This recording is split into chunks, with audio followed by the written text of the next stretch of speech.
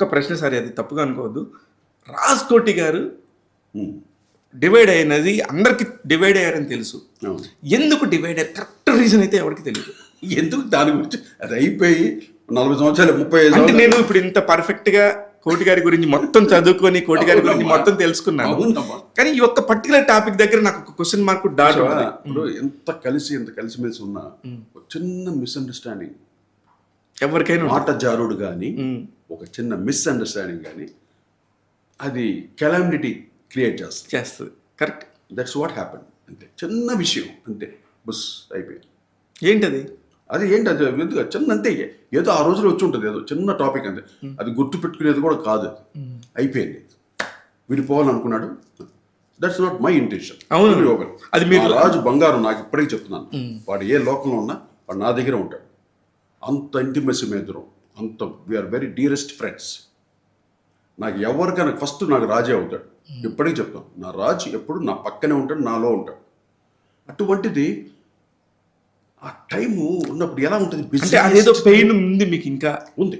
అదేంటో ఆ పెయిన్. రాజు నేను విడిపోవడం పెయిన్ నాకు, అది అదే ఆ పెయిన్ మీకుంది. నాకు ఇంటెన్షన్ కాదు అది. నేను విడిపోయి నేను పెద్ద సొంతగా చేసిన బంగాళా కట్టారు, డబ్బు సంపాదించే చిచ్చి, నెవర్ 1% కూడా ఆ ఇంటెన్షన్ లేదు నాకు. అదేదో ఆ టైంలో ఎవరెవరు ఎక్కించరు ఉంటుంది కదమ్మా, పక్కన వాళ్ళు ఉంటారు కదా మనుషులు. సార్ దీని గురించి చెప్పండి సార్. పక్కన వాళ్ళు నేను నమ్మకూడదు. సక్సెస్ఫుల్ ట్రెండ్లో ఉన్నాం. రాజ్కోటి అంటే ఒక జెండా ఎగురుతుంది అసలు. అవును. ప్రతి సినిమా రాజ్కోటి గారు, రాజ్కోటి. ఈ టైంలో ఇంకా ఈ పార్టీస్ గోల జరుగుతుంటాయి కదా, ఇక్కడ డివిజన్ ఉంటుంది, వర్క్ డివిజన్. రాజు ఏంటి, ఆయన కండక్టింగ్ చేస్తాడు. Is the best conductor in South India, is the second best. First Krishna చక్రలో Krishna garu is number 1, second మా రాజే. అంత బాగా కండక్ట్ చేస్తాడు వాడు. అంటే మేము ఇద్దరు కంపోజ్ చేసుకున్నాం, నోటేషన్ అంతా ఇచ్చేసిన తర్వాత తను ఆర్కెస్ట్రా కండక్ట్ చేస్తే నేను నా పని ఏంటి, లోపల రికార్డింగ్ స్టూడియోలో రికార్డింగ్ చేయటం. ఆ సౌండ్స్ అన్ని పక్కాగా రికార్డ్ చేయాలిగా. ఇంజనీర్కి ఏం తెలుసు, మా పాట మా ఫీల్ ఏంటో వాళ్ళకి తెలియాలి. నేను ఇలా పెట్టి అలా రికార్డ్ చేసి ఇలా చేసుకుని మా ఇద్దరు టీం అలా కుదిరింది. చక్రవర్తి గారి అలాగే స్టార్ట్ అయ్యాము మేము. వాడు కండక్ట్ చేసేవాడు, నేను లోపల మిక్సింగ్, కంపోజింగ్, కొన్ని మేజర్ నేను చేసేవాడు, తను చేసేవాడు. ఇలా జరుగుతూ ఉండగా ఎవరో కొంచెం ఎక్కించారు. నువ్వేంటి ఊరికే చేతులు ఊపుతూ కండక్టింగ్, వాడేదో దర్జాగా వేసి లోపల కూర్చొని ప్రొడ్యూసర్లు హీరోలతో వాడు మాట్లాడుతున్నాడు. మా రాజుకి అది ఇష్టం. నాకు వద్దురా బాబా, తలకాయ వాడే చూసుకుంటాడు, ఏదో పడతాడు అనే రాజుని ఇలా రకంగా మార్చేశారు. అది చెప్పే విధానం బట్టి ఉంటుందిగా టైంకి. అది కొంచెం తను బాగా తీసుకున్నాను. కానీ మీ ఇద్దరిలో కూడా మీరు కొంచెం సోబర్గా, ఫస్ట్ నుంచి కూడా కొంచెం స్టైల్, హడావడి, మంచి నీట్, సాఫ్ట్గా ఉంటుంది రాజే. సోబర్గా సాఫ్ట్. నేను కొంచెం విగర్స్గా ఉంటాను. అంటే ఐ మీన్ డ్రెస్సింగ్ అంటే కూడా బాగా అవుతాం. మీ ఇద్దరు అంటే నాది ఒక స్టైలు, ఆయన ఒక స్టైలు. మీ ఇద్దరు డ్రెస్సులు ఎలా కొంటుంది, హైదరాబాద్కి వస్తే చెన్నై నుండి విపరీతంగా కొంటాం. ఇద్దరు కలిసి షాప్కి వెళ్ళి 2 సూట్ కేసులు వస్తాం. అంత పిచ్చి మాకు. అదే ఇప్పుడు కనిపించిన డ్రెస్లో కనిపించేవాళ్ళు కదా మీడియాకి. అదే అంటే ఆ టైం అంటారు, కాలంలో చూడు, కాల ప్రభావం చాలా రకాలుగా ఎన్నో కెలామిటీ జరిగినాయిగా. దాంట్లో ఇది ఒకటి అనుకో.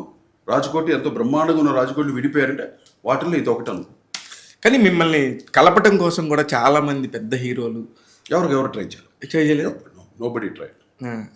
ఒక్క బాలు గారు ట్రై చేశారు, ఇంకెవరు ట్రై చేయాలి.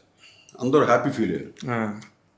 అందరూ షాంపియన్ ఓపెన్ చేసుకున్నారంట, బీర్లు తాగారంట, పార్టీలు చేసుకున్నారు. ఎందుకు మీరు ఓడిపోతే వాళ్ళకేం వస్తుంది ఉంటారు కదా కొంతమంది బ్యాచ్, అదొక ఆనందం వాళ్ళకి. పోనీ వాళ్ళు ఆనందపడడానికి మేము విడిపోయాము, పోనీ ఎంజాయ్ చేయండి. సార్ బాలుగారి టాపిక్ వచ్చింది కాబట్టి, బాలుగారే మీ లైఫ్ చేంజర్ అనే ఒక మైండ్ సెట్తోని మీరు ఎక్కడైనా మాట్లాడటం కానీ, చాలా మీకు ఇష్టమైన వ్యక్తి అని చెప్పడం కానీ జరిగింది అనేక సందర్భాల్లో. ఏంటి సార్ బాలుగారితో మీకున్న అనుబంధం? ఎందుకంటే బాలుగారు మాకు బ్రదర్ లాగా, మా అన్నయ్యలు ఎలాగో. మా నాన్నగారిని మాస్టర్ గారిని అందరూ మాస్టర్ గారు పిలుస్తారు, ఈయన మటుకు నాన్నగారిని పిలుస్తారు. నాన్నగారు అంటే అంత ఇష్టం. ఏది, ఆయన మ్యూజిక్ అంటే ప్రాణం బాలుగారికి. ఎన్ని సందర్భాల్లో ఆ సంగతులు, ఆ రాగాల గురించి చెప్తుంటే మాకు తెలియదు అది. నాన్నగారిలో ఇంత విషయం బాలు గారు చెప్తేనే వినాలి. అసలు ఎంత గొప్పగా చెప్తాడు. అదంతా నాకు ఆయనకి అప్పుడప్పుడు చిన్న చిన్న కిరికిరిలు అవుతూ ఉంటాయి. మామూలు బ్రదర్స్, ఇప్పుడు బ్రదర్స్ అన్నదా తప్పదు. ఇంతేగాని నేనేది ఆయన ఆయన దేవుడయ్యా, మహానుభావుడయ్యా. ఏంటి బాలు లాంటి మనిషి మళ్ళీ చెప్తున్న కోపం ఎప్పుడు పుట్టాడు ఇంకా. కానీ ఆయన కూడా మీ గురించి పాడుతీగా అక్కడ సందర్భాల్లో మాట్లాడినప్పుడు నేను అప్పుడప్పుడు బాగా వేసేస్తాను ఆయన. నాకు అప్పుడు మండుద్ది ఆయన మీద, నా మీద ఆయన మండుతుంది. అప్పుడప్పుడు గిరిగిరి అంటాం, అంటే మామూలు ఏంటే మామూలు అయితే. ఆయనకి ఏంటంటే ఎవరితో పాడించకూడదు ఫస్ట్ ఆఫ్ ఆల్. అంటే నా కోరిక కూడా బాలు గారే పాడాలి. ఏ పాట ఆయనే పాడాలి. నాకు హిందీ వాళ్ళు పాడాలి, పలానాడు పాడాలి, వాడు పాడుతున్న పాట హిట్ తొక్క అదేమి కాదు, నాకు బాలు గారే పాడాలి. అటువంటిది ఒక టైంలో ఏమైందంటే ఆడియో కంపెనీ వాళ్ళందరూ ఏం చేశారు, బాంబే సింగర్తో పాడిస్తే ఆడియో రైట్స్ ఎక్కువ వస్తుందని ఇన్సిస్ట్ చేశారు. ఆ టైంలో నాకు తప్పలేదు.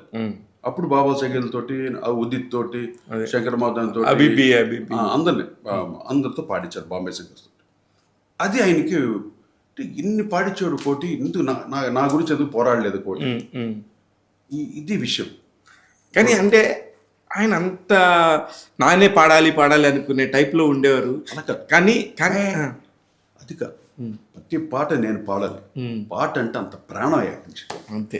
నేను మ్యూజిక్ డైరెక్టర్ కాదు, నువ్వు మ్యూజిక్ డైరెక్టర్ అయినా సరే నీ పాట కూడా ఆయనే పాడాలంటాడు. పాట అంటే ప్రాణం, పిచ్చి పిచ్చి పిచ్చి. అలాంటి మరి అంత పిచ్చున్న వ్యక్తి తర్వాత ఎంతమంది సింగర్స్ని తయారు చేశాడు సార్? ఒక పాడుతా తీగానో లేకపోతే స్వరాభిషేకం అనో. పాడుతా తీగలు చాలా మంది వాళ్ళు వచ్చారు, కానీ అంత ఎస్టాబ్లిష్ అవ్వలేదు సింగర్స్గా. ఓకే. ఎప్పుడు సింగర్స్ని వాళ్ళ ఒరిజినల్ టింజ్కి వదిలిపెట్టాలి. కరెక్ట్. అర్థమైంది. మనం దాన్ని వాడు వెళ్ళే రూట్ని మార్చి ఇటు తెచ్చామనుకో, వాడు ఇక్కడే ఉండిపోతాడు. ఎప్పుడు వాడు ఒరిజినాలిటీని మనం ఎంకరేజ్ చేయాలి. లేదు నీ వాయిస్ ఇలా మార్చుకో, ఇలా మలుచుకో, బాలులా పాడు, లేదా ఘంటసాల ఇలా పాడు, సుశీలమ్మలా పాడు, ఇలా మోల్డ్ చేశారనుకో ఒరిజినాలిటీ దొబ్బి వాళ్ళకి లైఫే ఉండదు. కరెక్ట్. లైఫ్ ఉండదు. అందరూ చూసేది ఏంటి, ఒరిజినాలిటీ చూస్తారు. ఒక గమ్మత్తు కావాలి. నేను కొంతమంది వాయిస్ చూశాను, ఎస్వర్ లక్ష్మి లాంటి వాయిస్ మనకు దొరకదు. ఆ మహాతల్లి లాంటి వాయిస్, ఒక భానుమతి గారి వాయిస్ దొరకదు మనకు. రేర్గా దొరికారు నాకు. అదేది బోల్ బేబీ బోల్కి ఎక్కడో దొరికిన తర్వాత బ్రహ్మాండంగా ఉంది. వీళ్ళు ఇలాగ ఇదే ప్రాక్టీస్ చేయడం అనేసరికి ఇలా స్కూల్లో జాయిన్ అయ్యారు. వీళ్ళ కల్చర్ అంతా తీసేసి వాళ్ళ చిత్రాలాగాను మిగతా వాళ్ళలాగా పాడించడం నేర్పించేసారు. దొబ్బిందా అసలు ఒరిజినాలిటీ పోయింది. ఎంత బ్లండర్ కదా. అవును, బ్లండర్ సార్. ఎందుకంటే బాధ వేసిందంటే కంపోజర్ చెప్తున్నాను, ఎవ్రీ మ్యూజిక్ డైరెక్టర్ కానీ డైరెక్టర్ కానీ ఒక గమ్మత్తు వాయిస్ కోసం ఎదురు చూస్తుంటారు. ఈ ప్రోగ్రామ్స్ ఎందుకు చూస్తారండి? గమ్మత్తు వాయిస్ కావాలి. అటువంటి వాయిస్ మిస్ అయిపోయి ఎందుకు ఈ టీచర్స్ ఈ స్కూల్స్ పెట్టి పిల్లల్ని అలాగా వేరే రకంగా మోల్డ్ చేస్తారు. That's very wrong. నేను వాళ్ళకి చెప్తున్నాను, ఇదే స్కూల్స్ పెట్టి పిల్లలు నేర్పిస్తున్నారు, ఒరిజినల్ వాయిస్ని ఎంకరేజ్ చేయండి. Very good. అప్పుడు కొత్త సింగర్స్ వచ్చి బాలమురకృష్ణ గారిలాగా, సుభాష్ గారిలాగా పాడిస్తే ఇంకా వాళ్ళు ఎక్కడ పైకి వస్తారు వాళ్ళు. Correct correct. ప్రతి వాడు వచ్చేవాడు వాడు ఒరిజినల్ వాయిస్ తోటి వస్తాడమ్మా. అవును సార్. దాన్ని మనం డిస్టర్బ్ చేయకూడదు. డిస్టర్బ్ చేయకుండా బాగా ట్రిగర్ చేసి వాటిని బాగా ఇంకా ఎంకరేజ్ చేసావు అనుకో, వాడి అక్కడ కూర్చుంటాడు.